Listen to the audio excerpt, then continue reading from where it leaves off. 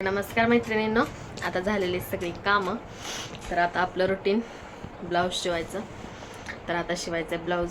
तर असं सगळं घेतलंय, टेप, पेन, कात्री, जे काही ब्लाऊज म्हणजे आधी पेपर कटिंग करायची, मग ब्लाऊज कटिंग करायचा आणि नंतर ब्लाऊज शिवायचा. खरंच ब्लाऊज शिवणं पण सोपं काम नाही. तर ना आता शिवते ब्लाऊज, ही कटिंग करते ब्लाऊज पण नाही, पेपर, आणि मग ब्लाऊज शिवायचा. तर मग ब्लाऊज शिवायच्या आधी नको वाटतं, आणि एकदा हातात घेतलं ना ते काम, तर किती करीन आणि किती नाही असं होतं ब्लाऊज शिवताना. खरंच तुम्हाला पण असं होतं का? ब्लाऊज शिवणाऱ्या ताईंना नक्की सांगा कमेंटमध्ये. ब्लाऊज शिवायच्या आधी ती सगळं ती लागणारं मटेरियल घेणं, टेप, कात्री, कंगवा सगळं गोळा करणं, मग बसणं, ती कटिंग करणं, असं नको वाटतं. आणि एकदा बसलं, कटिंग करायला लागलं ना, तर किती करीन आणि किती नाही असं होतं. मला तर असं होतं. तुम्हाला होतं का नाही नक्की सांगा. शिवायला लागल्यावर असं वेगवेगळ्या डिझाईनचं शिवणं, मोबाईलमध्ये बघून काय काय करणं, तर असं खूप इंटरेस्ट वाढत जातो. कुठल्याही कामात काम करायला लागलं की इंटरेस्ट आपोआप वाढत जातो, पण करायच्या आधीच नको वाटतं. तर मला असं होतंय. तर आता काम झालंय, जेवण झालं, सकाळी नाश्ता केला तर 10 वाजता. तर आता जेवणाचं पण मी टायमिंग ठेवला आहे. तर सकाळी 10ला नाश्ता करायचा, म्हणजे 10ला म्हणजे इतका उशीर का म्हणचाल. तर कसं आहे माहिती का, घरात फॅमिलीमुळं सगळं ॲडजस्टमेंट करावं लागतं. जर म्हणजे फॅमिली असल्यामुळं ना सगळं ॲडजस्टमेंट करूनच आपलं पण करावं लागतं. तसं आपल्या एकट्याला काहीच करता येत नसतं फॅमिली असल्यावर. तर ना मग फॅमिलीसोबतच सगळं करावं लागतं. तर मग सकाळी उठणं, सगळं झाडून काढणं, 4-5 रूम आहेत झाडणं, बाहेर असं मोठा वरांडा आहे, तर ती सगळं झाडणं, मग आंघोळ्या, पाणी तापवणं, सडा, रांगोळ, फरशा पुसणं, परत मग लाडूला आंघोळ घालणं, आपण आंघोळ करणं, मग तिथून आंघोळ केल्यानंतर मग आधी सगळ्यांचा चहा करणं, चहा सगळ्यांना देणं, मग चहा दिल्यानंतर मग ह्यातच आम्हाला 9 वाजतात. मग लाडू शाळेला जायचा असतोय, मग त्याला शाळेला जाण्यासाठी त्याला डबा करणं, मग त्याला एक चपाती भाजी, एक चपाती करायची असती, पण त्यासाठी ना म्हणजे सगळंच राबावं लागतं. आता एक चपाती करायची म्हणल्यावर आपल्याला एक चपातीची कणिक मळता येत नाही. तर मग मी काय करत असते, सगळ्यांना लागते ना तेवढी सगळीच कणिक लाडूच्या डब्याला करतानाच मळत असते, आणि फक्त त्यातली त्याला एक चपाती करून देत असते, आणि त्याला शाळेला पाठवत असते, आणि मग बाकीचं राहिलेलं मग ती गेल्यावर करत असते. तर मग ह्यातच 9:30 होते. मग आपलं कधी बघायचं. मग म्हणलं 9:30, मग 10चा आपला टायमिंग बरोबर आहे नाश्त्याचा. मग तिथनं काहीतरी नाश्ता करणं. ओ, झोप आली लाडूला झोप आली बाळाला. बघा, लहान लेकराचं शिकून असलं बोबडं बोलायला शिकायला, बाबान मम्मान. मग आपला 10चा टायमिंग बरोबर आहे. मग दुपारी 2चा टायमिंग जेवणाचा. असं का, तर दुपारी ना सगळं काम व्हायला मला 12 वाजते. मग 12 नंतर ना लाडूला शाळेत आणायला जायचं 12ला. मग शाळेतनं आणल्यानंतर त्याचं तोंड हातपाय धुणं, त्याला दूध पाजणं, त्याचं सगळं दप्तर व्यवस्थित ठेवणं, डबा काढणं, त्याचे कपडे बदलणं. मग असे करेपर्यंत ना मला 12:30 पावणे 1 होतात. मग तिथून ना त्याचा झोपायचा टाईम असतो 1-1:30ला. मग त्याला दूध पाजायचं, त्याला झोपवायचं. मग झोपी घातलं की मग 2ला बरोबर आपण जेवायला बसायचं. मग आपलं जेवण झालं. मग संध्याकाळचा टायमिंग अजून फिक्स नाही झाला, कारण संध्याकाळचं टायमिंग फिक्स करणं खरंच अवघड आहे. कारण कधी स्वयंपाकाला लागायला उशीर होतो, कधी स्वयंपाकाला लवकर लागते, कधी उशिरा लागते. बरं, स्वयंपाक उशिरा हो लवकर हो, पण घरातली माणसं सगळी येणं करणं, तसं आपल्याला एकट्याला जेवता येत नसतं. कारण फॅमिलीसोबत जॉईंट फॅमिली असलेल्यांना सगळ्यांना माहितीच असेल की आपल्याला असं एकटं जेवता येत नसतं. त्यामुळं टायमिंग संध्याकाळचा फिक्स होणं खरंच खूप अवघड गोष्ट आहे. कारण कोण लवकर येतं, कोण उशिरा येतं, कोण बाहेर गेलेलं असतं, मग सगळी येण्याची वाट बघणं, मग सगळे मिळून जेवणं. त्याच्यामुळं संध्याकाळचा टायमिंग माझा फिक्स नाही झाला.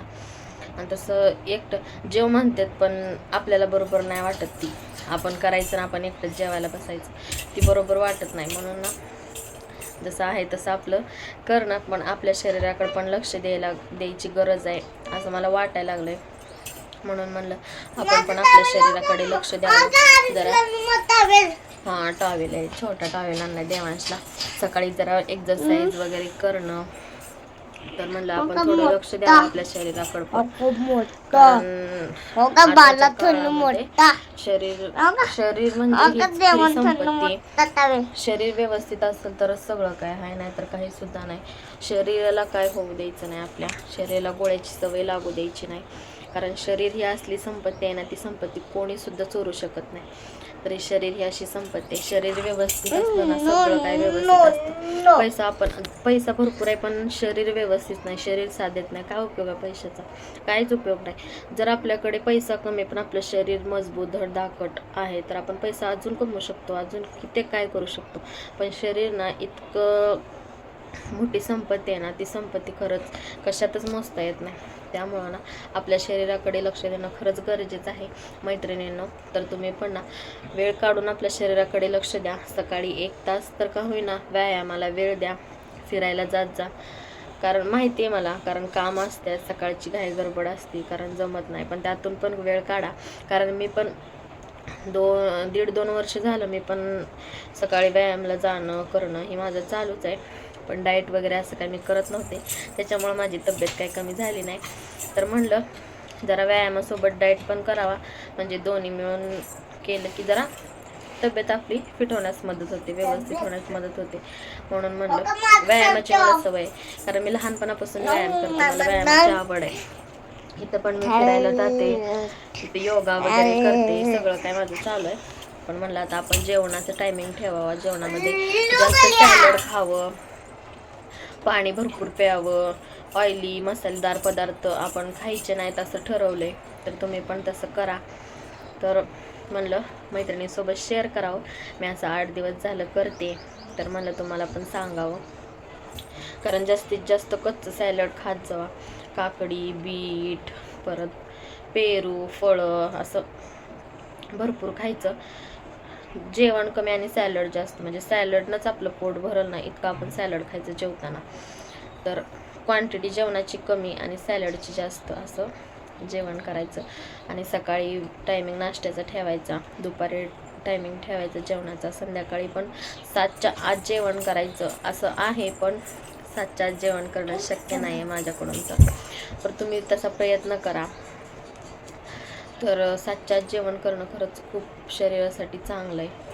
पण आमच्या घरात तसं होत नाही 7च्या आत जेवणं, कारण बाळ ते असल्यामुळं त्याला चारणं करणं सगळ्यांचं बघणं, त्याच्यामुळं ना मला 7च्या आत जेवणं होत नाही. तर मी करण्याचा प्रयत्न करणार आहे 7च्या आत जेवण पण. तर बघू तुमच्यासोबत शेअर करतेच मी पण.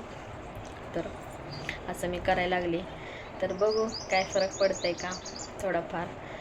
कारण एक्झरसाईज तर मी करतेच, पहिल्यापासून करते, मला एक्झरसाईजची आवड आहे. तर आता डाएट पण सुरू केलं आहे. तर बघू किती काही पण असं बघितलं की खाऊ वाटतं, पण आपण कंट्रोल करायचं. कारण अलीकडच्या काळात ना BP, शुगर, थायरॉइड असले आजार भयंकर वाढलेले आहे. प्रत्येक घरात BPचा माणूस आहे, प्रत्येक घरात गणेश BPचा पेशंट आहे, प्रत्येक घरागणेश. तर ना आमच्यात तर कोणच नाही आहे, खरं सांगतो मला. आमच्यात BP, शुगर, थायरॉइडचा पेशंट एकही नाही. सासू नाही, सासरा नाही, दीर नाही, ही नवरा नाही, मी नाही, कोणालाच आमच्यात असं काय नाही आहे. पण असं भरपूर पेशंट आढळून यायला लागले ती. तर प्रत्येक घरात असं BP, शुगरचा पेशंट आढळायला लागला आहे. तर ना ते रोजच्या गोळ्या खाणं ती चांगलं नाही ना शरीराला. आपलं आयुष्य कमी होतं, गोळ्या खाणं हे अजिबात चांगलं नाही. ते कधीतरी आजारी पडलं तेवढंच गोळ्या खाणं ते वेगळं, पण असं रोजच्या गोळ्या खाणं म्हणजे ते गोळ्यावरचं जीवन असल्यासारखं झालं ना ते. त्यामुळं ना BP, शुगर हे असले आजार होण्याच्या आधीच आपण व्यायामाला सुरुवात करायची, व्यायाम करायचा. व्यायाम केल्यानंतर कोणताही आजार होत नाही, आणि होणार असेल तरीसुद्धा ना ते आजार न होण्यासाठी मदत करतो व्यायाम. पण डॉक्टरना दवाखान्याला गेलं की आपल्याला पहिला सांगते की व्यायाम करा, व्यायाम करा, व्यायाम करा. तर ना व्यायामाची खरंच खूप गरज वाढली. एक टाइम जेवण नसतं तरी चालेल, पण आपल्या शरीराला व्यायाम ही जेवल्यावर दुखायलंय.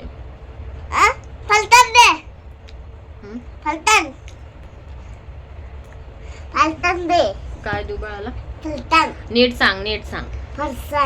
फरसाण म्हणता येतं. मग तसं का बोबडं? शाळेत लहान लेकर आहे त्याच्या, त्यांचं बोबडं बोलायला शिकायला आहे. चांगलं बोलायला येत असताना बोबडं का बोलतोस तू बाळा? काय नाटकी कुठला? माझा लाडू असला आगाव आगाव लाडू आहे. तर चला मैत्रिणींनो, तर आपल्या व्हिडिओला लाईक करा, शेअर करा, कमेंट करा आणि व्हिडिओ जास्तीत जास्त शेअर करा. तर असंच माझ्या चॅनलशी कनेक्ट राहा. खूप सारं प्रेम द्या, खूप आशीर्वाद द्या. हां, श्री स्वामी समर्थ. बाय.